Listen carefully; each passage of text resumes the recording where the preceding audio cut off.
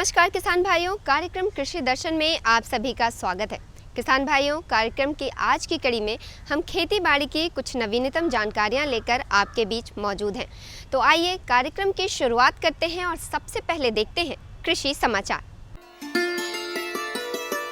नमस्कार, खबरें खेती में आपका स्वागत है। मैं हूं रूपम। आइए एक नजर डालते हैं आज क्या है खास कृषि समाचार में। सबौर निर्जल प्रभेद के गेहूं से कम पानी में भी अच्छी फसल होगी। ठंड के मौसम में मछलियों के आहार पर विशेष ध्यान देने की आवश्यकता। पालक की खेती मुनाफे की खेती। किसान भाइयों, प्रदेश सरकार लगातार खेतों में फसल अवशेष को नहीं जलाने के प्रति आपको लगातार जागरूक कर रही है। फसल अवशेष खेत में जलाने से मिट्टी की उर्वरक क्षमता प्रभावित होती है, वातावरण काफी प्रभावित होता है, पर्यावरण प्रदूषण भी होता है, जो हमारे लिए और हमारे पशुओं के लिए जोखिम पैदा करता है। अब सरकार ने यह निर्णय लिया है कि प्रखंड स्तर पर फसल अवशेषों के प्रबंधन से जुड़े कृषि यंत्रों की उपलब्धता को सुनिश्चित की जा सके। पशुपालक किसान भाइयों, एक बार फिर मौसम में बदलाव शुरू हो गया है। आप अगर बकरी पालन व्यवसाय के लिए कर रहे हैं तो बकरियों के स्वास्थ्य का प्रबंधन अच्छे से करें। बकरियों को PPR का टीका अवश्य लगवाएं और साथ ही समय समय पर कीड़े मारने की दवा खिलाना बिल्कुल ना भूलें। बकरियों के स्वास्थ्य और आपके व्यवसाय के लिए यह बेहद ही जरूरी है।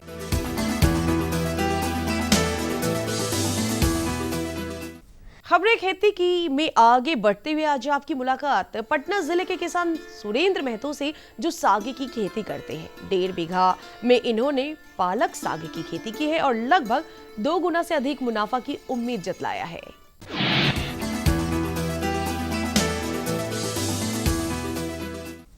किसान भाइयों, अगर मिट्टी की सतह समतल नहीं है तो फसलों के बीज एक समान खेत में नहीं पहुंचते हैं। इसके उपज पर विपरीत प्रभाव पड़ता है। खेती किसानी की इसी समस्या का समाधान लेजर लैंड लेवलर कृषि यंत्र है। बदलती जलवायु में जमीन से अच्छी पैदावार लेने के लिए खेतों का समतल होना बहुत ही जरूरी है। ऐसा नहीं होना मिट्टी में नमी एवं पोषक तत्वों के वितरण को काफी प्रभावित करता है, जिससे बीज के अंकुरण और फसल की उपज काफी प्रभावित होती है। खेती के अन्य आधुनिक मशीनों की तरह लेजर लैंड लेवलर भूमि समतलीकरण के लिए बेहतरीन यंत्र है। यह परंपरागत विधियों से एकदम हटकर एक अत्याधुनिक तकनीक है, जिसमें लेजर में लगी किरणों के द्वारा लेवलर को अपने आप नियंत्रित करके भूमि को बराबर मात्रा में समतल बनाया जा सकता है। यह यंत्र 50 से 60 हॉर्स पावर की ट्रैक्टर की सहायता से चलता है। यह यंत्र 1 एकड़ भूमि को 2 से 2.5 घंटे में समतल कर देता है।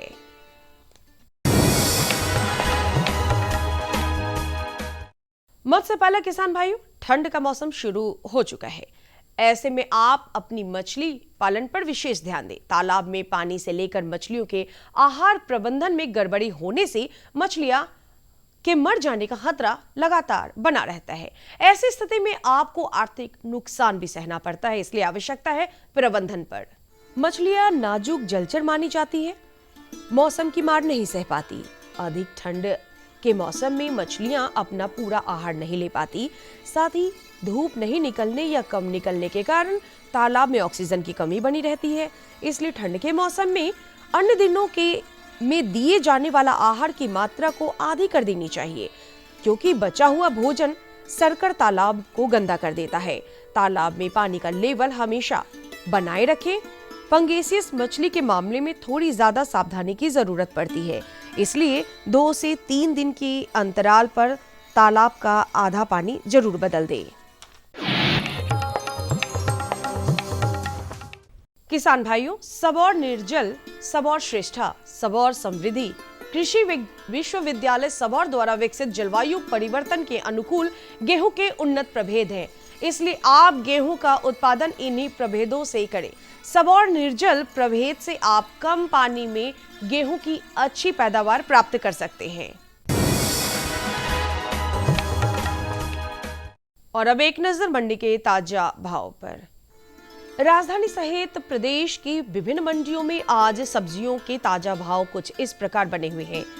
नया आलू 3500 रुपए प्रति क्विंटल, टमाटर 4500 से 5500 रुपए प्रति क्विंटल, फूल गोभी और बंधा गोभी 3500 से 4000 रुपए प्रति क्विंटल। वहीं भिंडी के भाव कुछ इस प्रकार स्थिर बने हुए हैं, 2500 रुपए प्रति क्विंटल। चलते चलते किसान भाइयों, आप देखिए मौसम का मिजाज। अधिकतम और न्यूनतम तापमान का अंतर धीरे धीरे कम होता जाएगा। सुबह के समय हल्का कोहरा रहेगा और सुबह और शाम में हल्की ठंड का एहसास होता रहेगा। मौसम विभाग से प्राप्त जानकारी के अनुसार 30 डिग्री सेल्सियस और अधिकतम तापमान, जबकि न्यूनतम तापमान 19 डिग्री सेल्सियस के आसपास बने रहने की संभावना है। किसान भाइयों, अभी आपने कृषि समाचार के माध्यम से खेती की नवीनतम तकनीक, सूचना, मंडी भाव और मौसम की पूरी जानकारी ली। इसी के साथ यहाँ पे रुकेंगे एक छोटे से विराम के लिए। विराम के बाद हम जल्द लौटेंगे, आप बने रहें हमारे साथ। कृषि गौरवम परमम धर्मयम, अर्थात कृषि गौरव परम धर्म है, मानव जीवन का आधार है। भारत निरंतर विकास के रथ पर और प्रगति के पथ पर आगे बढ़ रहा है, आत्मनिर्भर बन रहा है। आज भारत विश्व की 5वीं सबसे बड़ी अर्थव्यवस्था वाला देश बन गया है।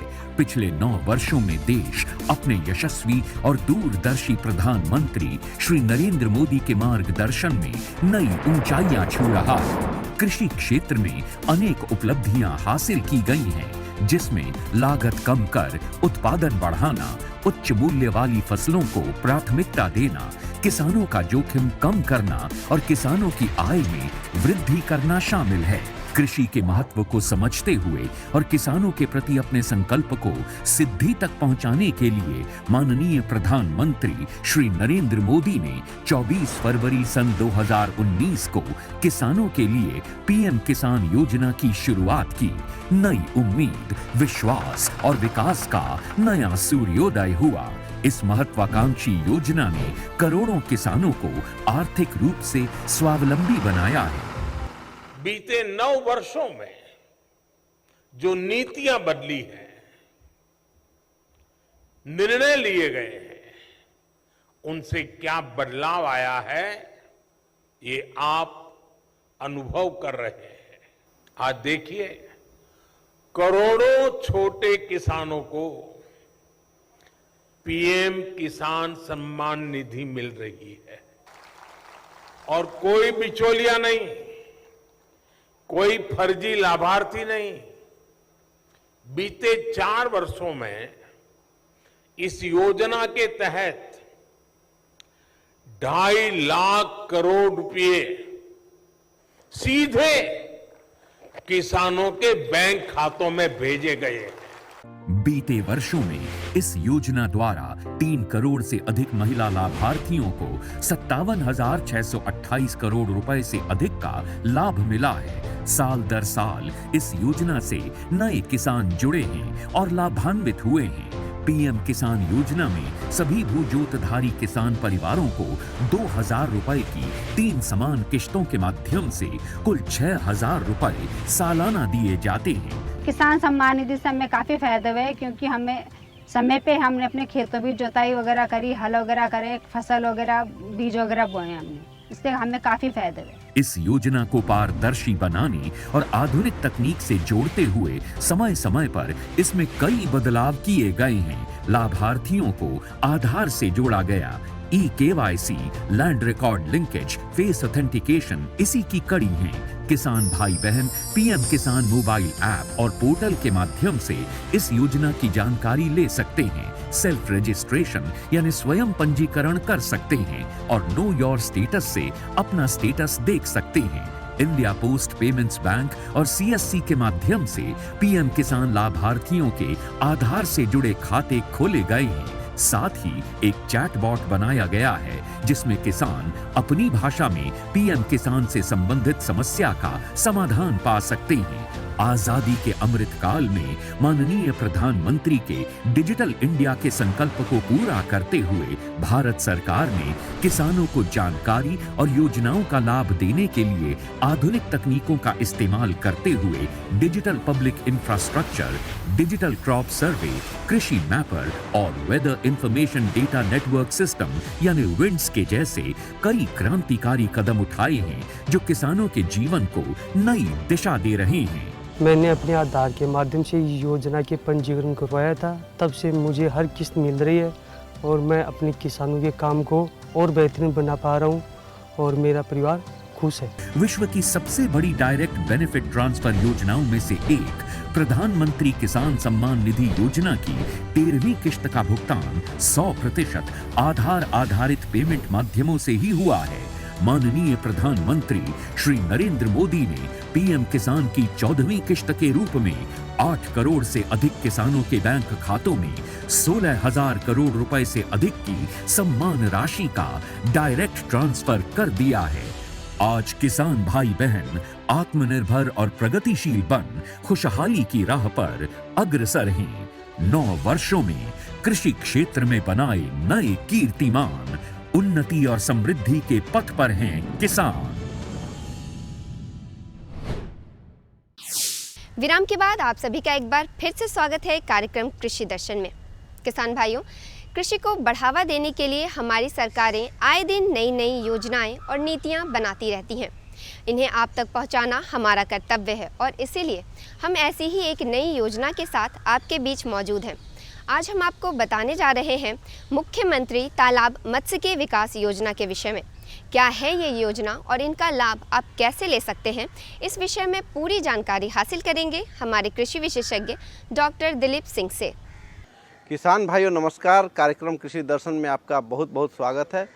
किसान भाइयों, कृषि के साथ अगर आप मछली पालन करते हैं तो यह बहुत ही लाभदायक सिद्ध हो सकता है अगर कोई वैज्ञानिक विधि से इसकी उत्पादन करे और साथ ही अगर आपको कुछ सरकारी सहायता मिल जाए तो आज इसी प्रकार के एक सरकारी सहायता योजना के बारे में हम लोग बात करेंगे। मुख्यमंत्री तालाब मत्स्य योजना के बारे में यह क्या है और इसमें कैसे आपको लाभ मिल सकता है और इसमें क्या क्या अर्हता चाहिए, क्या क्या आपके पास होना चाहिए जिससे कि इस योजना का लाभ आप ले सकते हैं।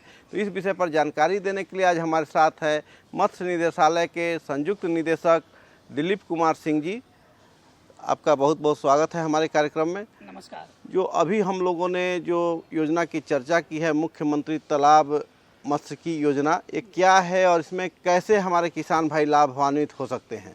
राज्य सरकार के द्वारा राज्य योजना के तहत मुख्यमंत्री तालाब मत्स्य की विकास की योजना, ये मुख्यतः ये इनपुट आधारित ये योजना है। ये इसका तात्पर्य ये हुआ कि किसान भाई हमारे जो मछली जो पालते हैं उसमें बहुत तरह के इनपुट का प्रयोग होता है। उसमें जैसे सीड आप डालते हैं, बीज डालते हैं, आपको पानी की आवश्यकता होगी, आपको एरेटर की आवश्यकता होगी, आपको बोर्डिंग पंपिंग सेट की आवश्यकता होगी। इन तमाम तरह का जो इनपुट्स हमारा जो है इसकी आवश्यकता होगी। इसके लिए बिहार सरकार ने एक समेकित रूप से एक योजना बनाई है, किसानों को के लिए लेकर आई है, जिसका नाम है मुख्यमंत्री तालाब मत्स्य की विकास की योजना। ये बहुत ही महत्वाकांक्षी योजना है जो करीब चालू विगत कई वर्षों से हम लोग चला रहे हैं और इस साल भी करीब 57 करोड़ की लागत से योजना स्वीकृत हुई है। जी, बहुत अच्छी जानकारी दी आपने सर, क्योंकि जो किसान भाई के पास तालाब होगा या मछली पालन करने में सक्षम है, उनको जो भी लागत अंदर जो खपत होती है, जो उपकरण लगते हैं, उसमें मदद मिल सकती है इस योजना के तहत। तो क्या अर्हता होनी चाहिए, क्या हमारे किसान भाई के पास क्या हो जैसे कि योजना का लाभ उनको मिल सकता है? बिल्कुल, देखिए आपने बिल्कुल सही प्रश्न किया। इस योजना से लाभ लेने के लिए पहले हम लोग ये जान लें, एक्चुअली ये एक छतरी योजना है। ये माने एक अम्ब्रेला एक योजना है जिसमें 5 तरह का मुख्य कंपोनेंट है। इसमें पहला है उन्नत इनपुट योजना, दूसरा है आपको उन्नत मत्स्य बीज उत्पादन की योजना, तीसरा इसमें है बोर्डिंग एवं पंपिंग सेट की योजना, चौथा इसमें जो है इसका उराही की योजना है। खास करके इसके पास हैचरी अगर हो तो उसकी उराही की भी हम लोग योजना इसमें लिए हुए हैं, और पांचवा जो है ये है एरेटर की योजना है। ये सारा इनपुट आधारित है। तालाब में इस तरह का इनपुट डालने से उत्पादकता में अभिवृद्धि होती है। अब हम लोग विचार करेंगे एक एक करके जो आखिर हर एक जो कंपोनेंट है उसमें आखिर है क्या। उसमें जो पहला हम लोगों ने कहा जो उन्नत मत्स्य इनपुट की योजना, ये योजना बहुत ही महत्वपूर्ण है। इसमें जैसे कोई आपके पास अगर किसान भाई के पास तालाब अगर है अगर, तो उसमें हम जो उसमें खाद डालते हैं या बीज डालते हैं या फिर दवा डालते हैं, तो उसके लिए एक हमारे पास एक योजना है, वही कहते हैं कि जो उन्नत इनपुट की योजना, इसमें करीब 4 लाख का इकाई लागत है ये। और इसमें मुख्यतः खास करके जो फीड, सीड और मेडिसिन, ये तीनों का हम लोग समेकित रूप में उसको लाभ देते हैं उसमें। और ये 4 लाख के जो इकाई लागत है, इसमें हमको 50 से लेकर के 70% तक का अनुदान हम लोग दे रहे हैं। इसमें सामान्य वर्ग को 50% और जो अनुसूचित जाति, जनजाति या अति पिछड़ा जाति है उसको 70% का अनुदान हम लोग दे रहे हैं। हम लोग शर्त इतना ही है कि उसके पास अपना तालाब होना चाहिए। तालाब उसका निजी हो या लीज पर लिया हो या पट्टा पर लिया हो, किसी भी स्थिति में हो सकता है। दिलीप जी, आप जो योजना की चर्चा कर रहे हैं वो बहुत ही महत्वपूर्ण योजना है और किसान भाई जरूर इससे लाभान्वित होंगे। और जो 2 कंपोनेंट आपके बचे हैं, 2 अवयव, वो क्या हैं और हमारे जो किसान भाई अगर लाभ लेना चाहते हैं तो इसकी जानकारी कहाँ से प्राप्त करें, क्या क्या प्रावधान है उसका? चौथी 2 योजना की जो चर्चा की, एक योजना है जो हमारा जो खास करके जो बीज उत्पादन जहाँ होता है उसको बोलते हैं मत्स्य हैचरी कहते हैं उसको, उस हैचरी के जीर्णोद्धार की योजना। किसान भाइयों, जैसे आपको पता होगा, राज्य में करीब हमारे पास 200 से ज़्यादा मत्स्य हैचरियाँ हैं और उसमें से भी करीब 137 के आसपास हमारा जो है कार्यशील है, कार्यरत है ये। तो ये महसूस किया गया जो इस हैचरी के जीर्णोद्धार के लिए भी हम लोग कुछ योजना लाए। तो बजाबते इस स्कीम के माध्यम से हम लोगों ने 5 लाख इकाई लागत के माध्यम से जीर्णोद्धार की हमने योजना हम लोगों ने लाया। पिछले साल से ही योजना चालू है और इसका काफ़ी अच्छा रिस्पांस भी मिला है। बहुत सारा हैचरियाँ जो बंद पड़ रही थी, जो चालू अवस्था में नहीं रह पा रही थी, उसको भी बहुत बड़ा बल मिला है, सबल मिला है इससे। और इस योजना से लाभ लेकर के बहुत जो है वो हमारे क्रियान्वित कर लिए हैं वो जी। 5वीं योजना संक्षेप में हमारे किसान भाइयों को बताएं। 5वीं हमारा जो योजना है वो हमारा है एरेटर की योजना है। किसान भाइयों, हम लोगों ने हर एक किसानों के लिए विभिन्न तरह का जो हमारा किसान वर्ग है उसके लिए ख्याल रखा है। कोई किसान अगर 3 टन तक प्रोडक्शन कर रहे हैं तो उसके लिए हमने जो इनपुट की योजना बताया। कोई किसान अगर चाह रहे हैं कि हम 4 टन या 5 टन का हम मछली का उत्पादन लें, तो उसके लिए एरेटर की आवश्यकता होती है। एरेटर एक यंत्र है जिस यंत्र के माध्यम से पानी में ऑक्सीजन की मात्रा बढ़ जाती है। ये मैकेनिकल एरेटर है, ये बिजली से संचालित होती है ये। और इसका इकाई लागत आपको 50,000 रुपया ही है मात्र प्रति यूनिट। और 1 एकड़ में हम लोगों ने 2 का प्रावधान कर रखा है। इस योजना का लाभ लेकर के अगर तालाब में अगर आप एरेटर को चलाएंगे अगर, तो आपका मछली का संग्रहण का क्षमता प्लस उसमें जो संवर्धन का भी क्षमता है, उत्पादन जो है तो कम से कम 1.5 गुना ज़्यादा बढ़ जाएगा इसमें। तो किसान भाइयों, आपने देखा दिलीप कुमार सिंह जी ने कितनी अच्छी जानकारी दी मुख्यमंत्री तालाब मात्स्यिकी योजना के बारे में। इसके जो योजना के प्रावधान है उससे काफ़ी लाभ आप उठा सकते हैं। ज़रूरी है कि सही जगह पर सही समय पर पहुंचा जाए। दिलीप जी, आपने हमारे किसान भाइयों को इतनी अच्छी जानकारी दी, इसके लिए आपका बहुत बहुत धन्यवाद। तो किसान भाइयों, अभी आपने मुख्यमंत्री तालाब मत्स्यिकी विकास योजना की पूरी जानकारी ली। उम्मीद है आप इसका लाभ अवश्य ही उठाएंगे। इसी के साथ बढ़ेंगे कार्यक्रम के अगले भाग में। किसान भाइयों, जैसा कि आप जानते हैं कि अभी तिलहनी फसलों का समय चल रहा है।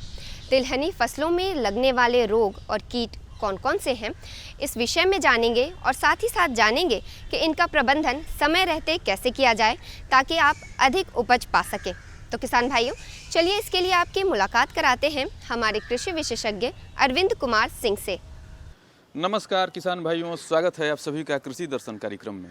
किसान भाइयों, जैसा कि आप जानते हैं, कृषि दर्शन कार्यक्रम में हम नए विषयों से आपको रूबरू करवाने के लिए हमेशा प्रयत्नशील रहते हैं ताकि आपको समय समय पर बेहतरीन जानकारी मिल सके। और आज इसी क्रम में हम आपको जो जानकारी देने वाले हैं वो बहुत ही महत्वपूर्ण है, क्योंकि किसान भाइयों कुछ ही दिनों बाद तिलहनी फसलों की बुआई शुरू हो जाएगी। और तिलहनी फसलों में सबसे ज़्यादा परेशानी जो होती है वह है कीटों एवं रोगों की। तो कीट जो है वो मुख्य रूप से एक लाही का प्रकार है और लाही से ही तिलहनी फसलों में रोगों की संभावना ज़्यादा रहती है। तो रोग एवं कीट का प्रबंधन तिलहनी फसलों में कैसे करें, इसी विषय पर आज हम बातचीत करेंगे। और इस विषय पर बातचीत करने के लिए हमारे साथ मौजूद हैं अरविंद कुमार सिंह, जो सहायक निदेशक हैं पौधा संरक्षण विभाग बिहार पटना में। सर, कृषि दर्शन कार्यक्रम में आपका हार्दिक स्वागत है। कौन कौन से ऐसे जो कीट हैं जो तिलहनी फसलों को सबसे ज़्यादा प्रभावित करते हैं? देखिए, तिलहनी फसल में सबसे ज़्यादा कीट जो है वो लाही कीट का प्रकोप होता है, और लाही कीट ही हमारे पौधे को ज़्यादा मतलब नुकसान पहुंचाते हैं। तो मैं किसान भाइयों को ये आज सलाह देना चाहूँगा कि लाही कीट से कैसे अपनी फसल का बचाव करें। उसमें ऐसे एक कीट और है आरा मक्खी, उससे लेकिन कम नुकसान होता है। सबसे ज़्यादा नुकसान हमारा लाही कीट से होता है, और लाही कीट से कैसे हम बचें, और मतलब किसान अगर शुरू से ध्यान देंगे तो लाही कीट से इसका बचाव बहुत अच्छे ढंग से हो सकता है।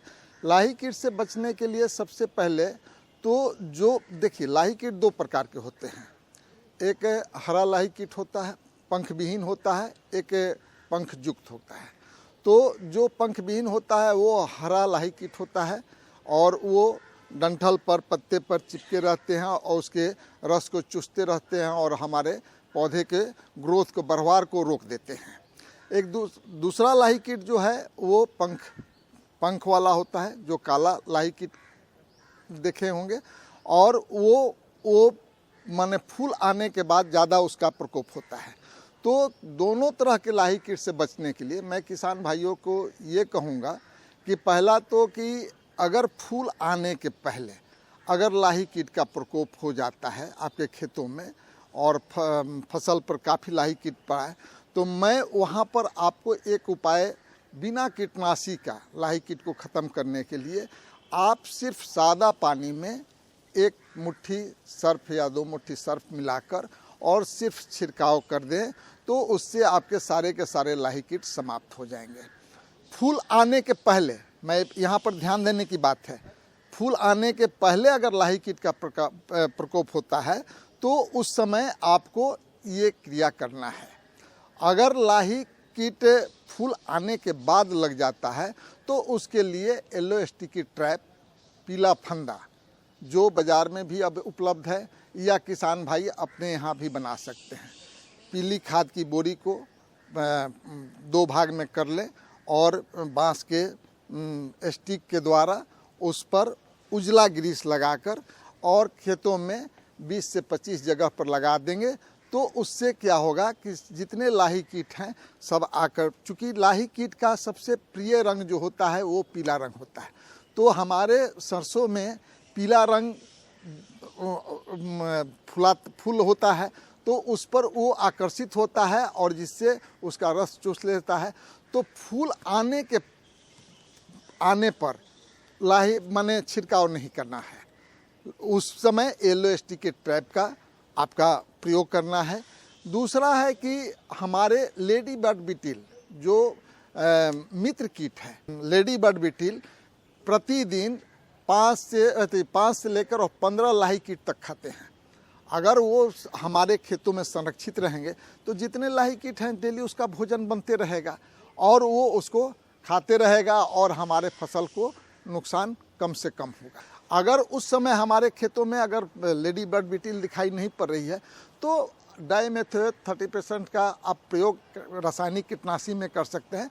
लेकिन उसके अलावा मैं किसानों के यहाँ पर नीम आधारित दवा एजाडेक्टिन का प्रयोग बताते हैं कि एजाडेक्टिन नीम आधारित दवा जैविक दवा है और इसका प्रयोग करेंगे तो इससे क्या होगा कि हमारे मतलब शत्रु कीट का नाश होगा और मित्र कीट हमारे संरक्षित रहेंगे।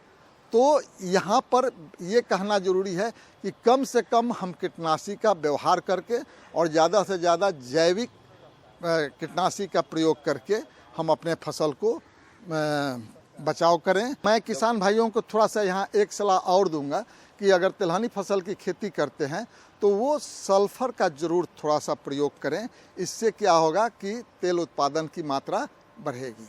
तो देखा किसान भाइयों, जैसा कि अभी हमारे विशेषज्ञ ने जो महत्वपूर्ण जानकारियां तिलहनी फसलों के बारे में आपको प्रदान की, उसको अमल में लाकर आप तिलहनी फसलों का पैदावार बृहद पैमाने पर प्राप्त कर सकते हैं। और खाद्य तेल निश्चित रूप से अगर उसकी खेती नीम आधारित या जैविक विधि से छिड़काव करके अगर सुरुचिपूर्ण तरीके से किया जाए तो हमारे स्वास्थ्य की भी रक्षा हो सकती है। इतनी अच्छी जानकारी देने के लिए सर आपका बहुत बहुत धन्यवाद। तो किसान भाइयों, आज के कार्यक्रम में हमने आपको बताया मुख्यमंत्री तालाब मत्स्य विकास योजना के विषय में और साथ ही साथ तिलहनी फसलों में कीट व रोग प्रबंधन कैसे किया जाए। आज की कड़ी में बस इतना ही। अगले अंक में कृषि की और जानकारियां लेकर हम आपसे फिर से मुलाकात करेंगे। तब तक के लिए मुझे और हमारी कृषि दर्शन की पूरी टीम को दीजिए इजाज़त। नमस्कार।